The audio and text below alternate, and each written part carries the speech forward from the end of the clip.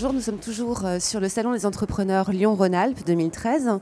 À mes côtés, Olivier Leclergerie. Olivier Leclergerie, bonjour. Bonjour. Donc vous êtes cofondateur et directeur général d'un groupe qui se porte plutôt bien, ldlc.com, qui connaît une belle croissance. Votre secteur d'activité, c'est la vente de matériel high-tech sur le net, a priori. Votre groupe, en quelques chiffres clés, quand est-ce que vous l'avez fondé? Qu'est-ce que ça représente aujourd'hui en termes d'activité?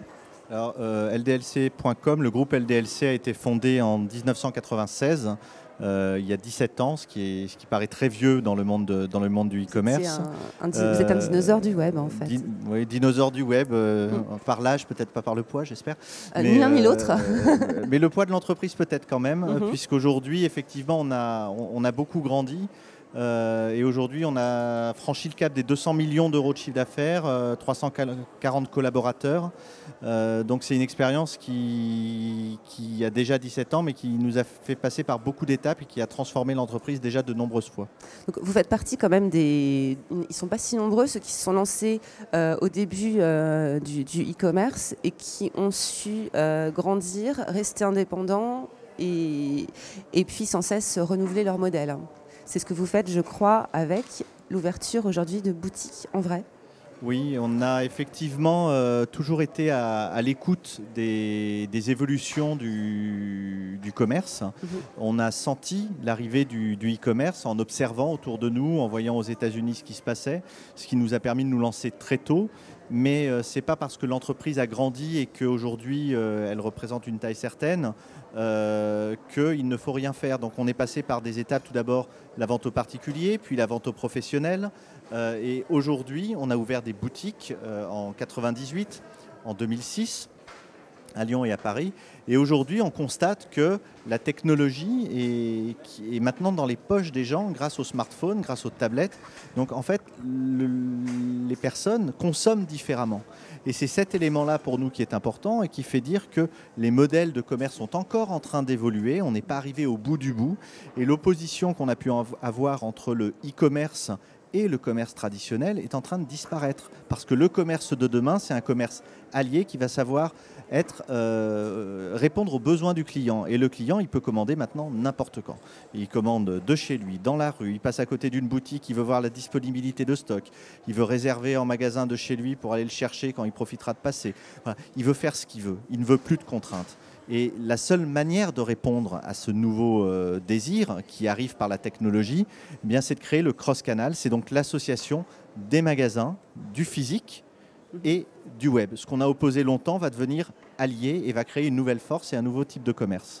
Est-ce que en France, je crois qu'on est un petit peu un public particulier et je crois qu'il faut peut-être faire attention, j'imagine, vous êtes très attentif à être pas trop intrusif dans la vie des clients en leur envoyant des alertes push dès qu'ils passent près d'un de vos magasins, etc.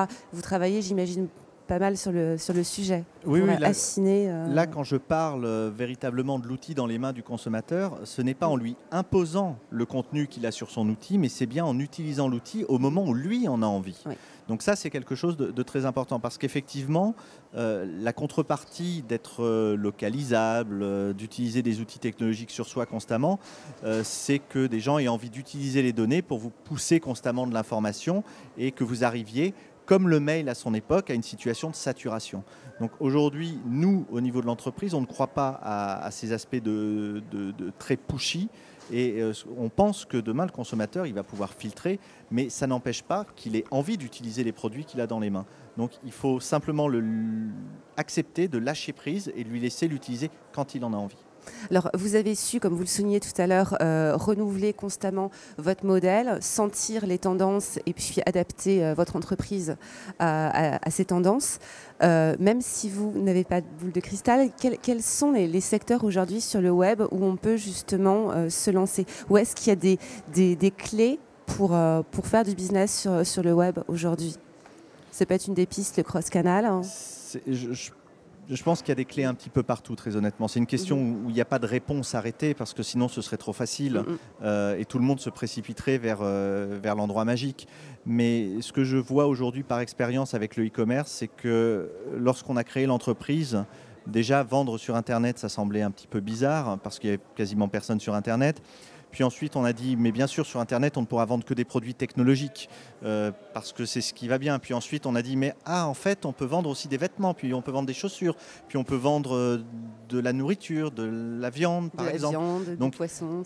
toutes ces choses-là. Et on se rend compte que finalement, c'est quelque chose qui rentre dans les mœurs. Et ce qu'on pensait impossible un jour devient possible le lendemain, ou peut-être on dira non, c'est pas possible aujourd'hui, ça le deviendra l'année prochaine.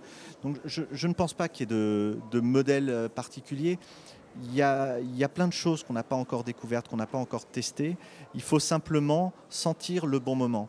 Et c'est ça qui est le plus important. Il y a énormément d'opportunités qui vont arriver par l'évolution des technologies. Je vais prendre des exemples de services. Aujourd'hui, on parle du cloud, on parle du SaaS, on parle de toutes ces choses-là. Ce sont des choses qui ne pouvaient pas exister il y a quelques années parce que la technologie ne le permettait pas. On arrive à consommer de l'informatique à la demande. Un concept qui semble venu de nulle part, ou de la science-fiction. Donc aujourd'hui, je n'ai pas de boule de cristal, mais je pense qu'on peut tout faire sur le web, on peut se lancer dans tous les domaines. La seule question, c'est de savoir, est-ce que le public à qui on veut vendre le produit est prêt aujourd'hui à aller sur ce secteur-là? C'est plutôt ça la question. Mais je suis persuadé que dans 20 ans, on vendra des trucs qu'on n'a même pas encore imaginés. Eh bien, on se retrouve dans 20 ans alors pour en parler. Merci beaucoup. Merci.